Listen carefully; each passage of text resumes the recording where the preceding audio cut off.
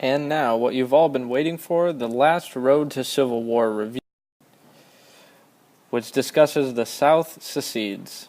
What happened? So in November of 1860, Lincoln's election as president convinced South Carolina the North was abolition crazed and would destroy the South's way of life.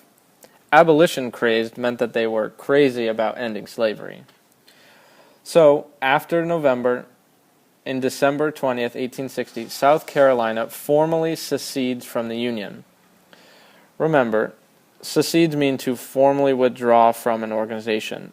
So South Carolina was the first state to formally withdraw from the United States. How did it impact the Civil War?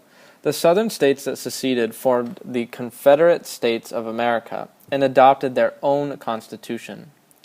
Eventually, the Confederates would fight the North in a series of battles leading up and during the Civil War. So here's a little bit of information about the Confederate States of America. Starting in February 1861, in Montgomery, Alabama, 6 other states seceded. We'll be taking a look at a map in the next few days.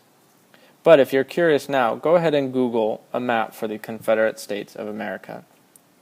The states wrote a constitution and elected officials and elected Jefferson Davis as the first and only president of the Confederate States of America.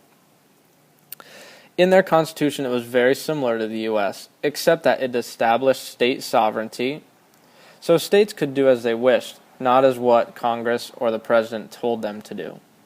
It protected slavery in states and territories, and that's no surprise since that's why they left the Union to begin with. And it banned protective tariffs, which are basically taxes on imported goods. And finally, it limited the president to 1 6-year term, instead of 2 4-year terms. And that's your quick review on the South secession.